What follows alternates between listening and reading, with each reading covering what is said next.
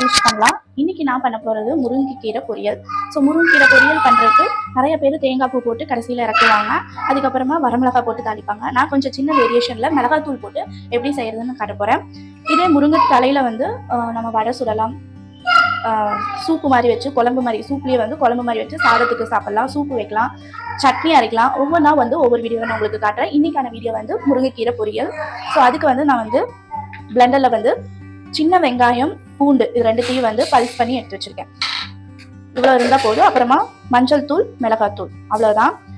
இன்னைக்கு வந்து நம்ம வரமிளகா போட்டு தாளிக்கலாம். இந்த வேரியேஷனில் கண்டிப்பாக ட்ரை பண்ணி பாருங்க, சூப்பராக இருக்கும். ரெண்டாவது இது சாதத்துக்கு நல்லா பிசைஞ்சு சாப்பிடும்போது நல்லா டேஸ்ட்டாக இருக்கும். எப்போவுமே கீரை செய்யும் போது நம்ம லிட்டை க்ளோஸ் பண்ணி செய்யவே கூடாது. நம்ம லிட்டு ஓப்பனில் தான் செய்யணும், ஓகேங்களா? அப்போ தான் அந்த பச்சை தன்மை மாறாமல் நல்லா இருக்கும். இப்போ ஆயில் ஊற்றிக்கலாம். கடலை எண்ணெய், நல்லெண்ணெய், எந்த எண்ணெயாக இருந்தாலும் ஒரு ஸ்பூன் அளவு ஊற்றிக்கோங்க. ஊற்றிட்டு நல்லா காஞ்சதுக்கு அப்புறமா நம்ம சீரகம் ஆட் பண்ணிக்கலாம். இதுக்கு கருவேப்பிலை, வரமிளகாய் இது எதுவுமே நம்ம போட போறதில்ல. எண்ணெய் நல்லா காஞ்சதுக்கு அப்புறமா நம்ம சீரகம் ஆட் பண்ணிக்கலாம். கடுகு நான் போடல, சீரகம் மட்டும்தான் போடுறேன். சீரகம் நல்லா பொரிஞ்சிடும் சீக்கிரமா. ஸோ சிம்மரில் வச்சுக்கோங்க.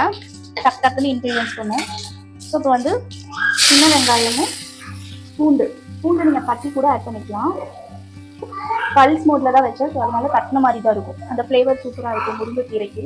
ஸோ அதனால நான் பூண்டு ஆட் பண்ணிட்டேன். சால்ட் ஆட் பண்ணிக்கலாம்.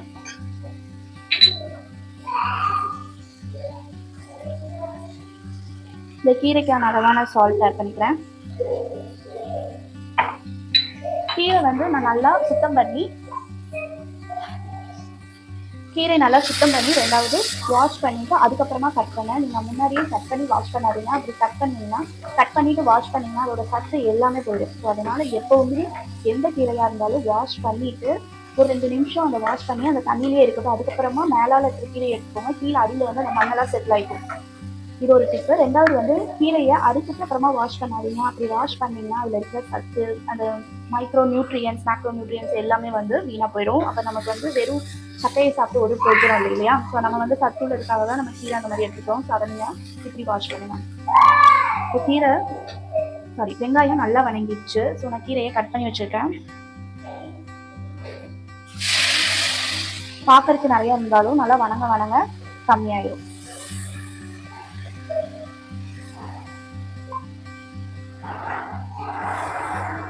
லைட்டாக தெளிச்சு வச்சுருக்கேன். தண்ணி தெளிச்சுக்கலாம். கீரை வந்து வேகிறதுக்காக தண்ணி தெளிச்சுட்டேன். தண்ணி ஊற்றலை, ஒரு 1/4 டம்ளர் அளவு தண்ணி, அவ்வளோதான்.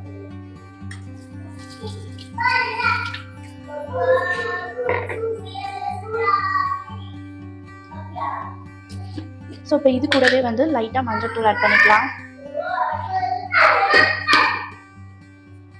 ஸோ ஆட் பண்ணிவிட்டு இதை நல்லா பரப்பி விட்டுக்கலாம். மிளகாத்தூள் போடுறேன் அப்படின்னு சொன்னேன் இல்லையா? ஸோ இப்போ போடக்கூடாது. மிளகாத்தூள் போட்டால் கடைசியில் இது நல்லா முருங்கைக்கீரை நல்லா வெந்து வரும் இல்லையா? ஸோ அந்த கடைசி ஸ்டேஜில் தான் நம்ம மிளகாத்தூள் போட்டு அப்படியே இறக்கிடுவோம். அப்போ வந்து நமக்கு அந்த பச்சை வாசனை அதெல்லாம் இருக்காது. ஏன்னா ஒரு நிமிஷம் அந்த சூட்டான அந்த இதில் வந்து நம்ம மிளகாத்தூள் வணக்கும் போது பச்சை வாசனை எல்லாமே போயிடும். நல்லா டேஸ்ட்டாகவும் இருக்கும். கண்டிப்பாக இது மாதிரி ட்ரை பண்ணி பாருங்கள். சாதத்துக்கு ரொம்ப சூப்பராக இருக்கும். ஸோ இது வந்து நல்லா வேகட்டும். ஒரு மீடியம் சைஸ் ஃப்ளேமில் வச்சு நல்லா வேக வச்சு எடுத்துக்கோங்க. ஸோ அது நல்லா வணங்கினதுக்கு அப்புறமா நான் காட்டுறேன். பாருங்க, இப்போ நம்மளுடைய கீரை சூப்பராக வணங்கிடுச்சு. அதாவது கொஞ்சம் கூட தண்ணி இல்லாமல் அந்த பச்சை கலர் ரிட்டன்ஷன் ஆகி சூப்பராக இருக்குது. பார்க்கறதுக்கே அழகாக இருக்கு இல்லையா? ஸோ இந்த ஸ்டேஜில்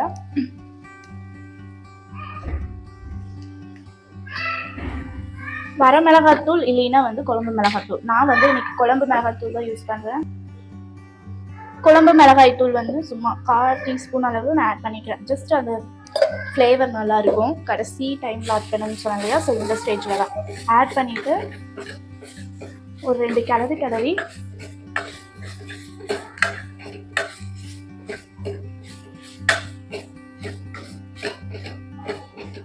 ஆஃப் பண்ணிடலாம். தேங்காய் பூ இது எதுவுமே தேவையில்லை. அதுவே சூப்பராக இருக்கும். கண்டிப்பாக உங்கள் வீட்டில் ட்ரை பண்ணி பாருங்கள்.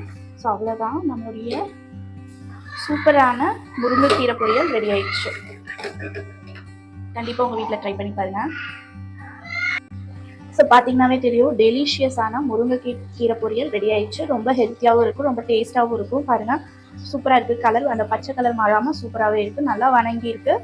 அட் த சேம் டைம் நம்ம கொஞ்சமாக மிளகாத்தூள் போட்டுக்கோ, ரொம்ப மிளகாத்தூள் போட்டாலும் நல்லா இருக்காது.